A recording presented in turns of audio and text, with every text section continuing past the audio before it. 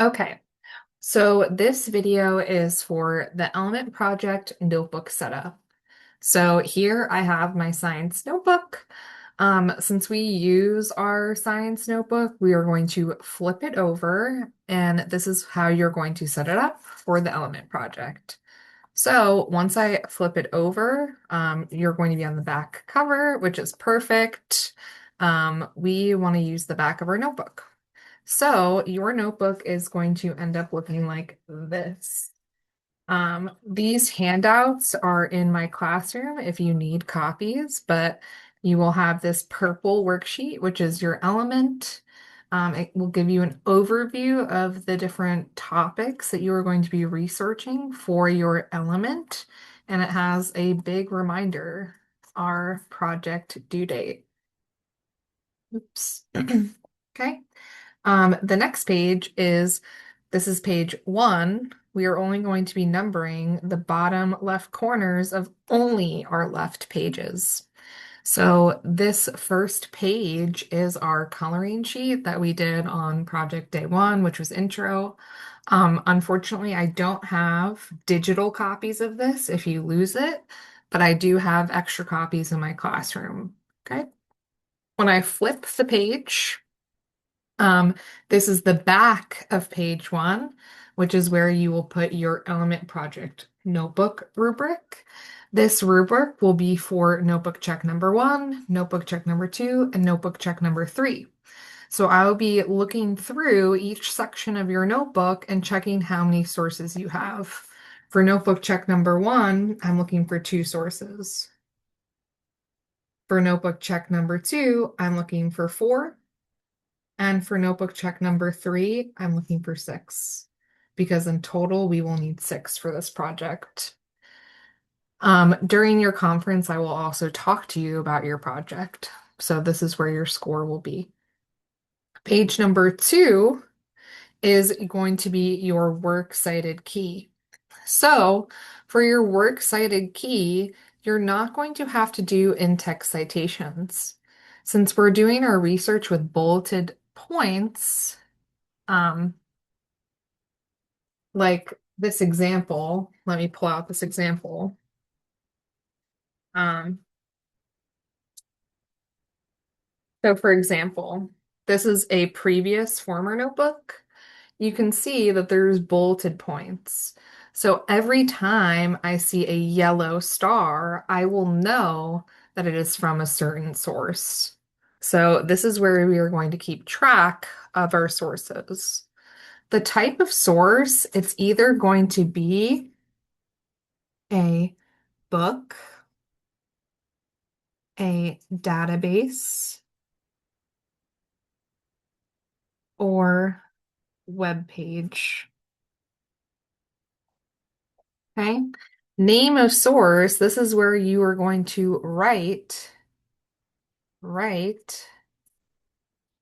the citation. Citation. And then color or symbol, let's say my first bulletin point is a heart, and then I would choose a color. So meaning in my notebook, wherever I get this source's information, I would do a bulleted heart. See, this student did blue squares. For an example of their citations, this was a former year, so they didn't have this template in their notebook. But for their key, they have the citation here, and then they have their symbol. So the only thing that we added is what type of source it is for organization. So you would have to write the full citation in this box. You may need to use 2 boxes, just include an arrow and keep the symbol the same here. Okay. Um, to find your citations, if it is a database, you will be able to find it on the website. If it's a book or one of the web pages, you may need to use the website EasyBib or mybib.com. And this is linked to Google Classroom. Okay. So Um, but this is a really good example of just what it looks like. So like history, so I know that it's from that citation. Okay, and they had 3 pages for history, and then they went to uses, right? And then they keep going. Um, when you are doing your bullet points, you don't need to do complete sentences, because you want to try to write it in your own words.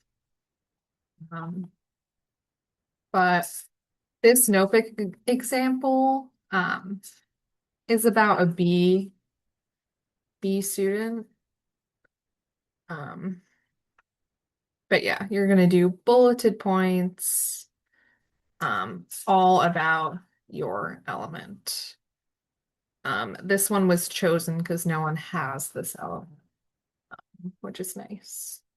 But yeah, they didn't write on the backs of the pages. I would prefer you to write on the backs of the pages, to not go through this many pages. Okay. That's their example. If you do, um, right, so we flip over, this is the back, it's blank. Page 3, atomic structure, the date, you will write the date in.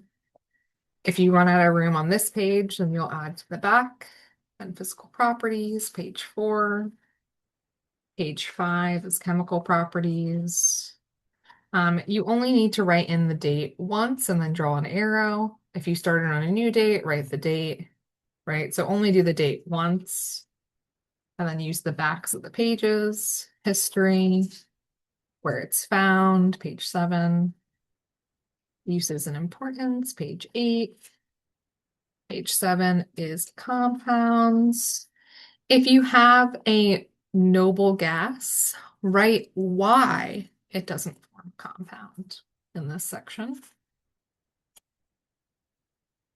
And then page 10, interesting facts or extra information.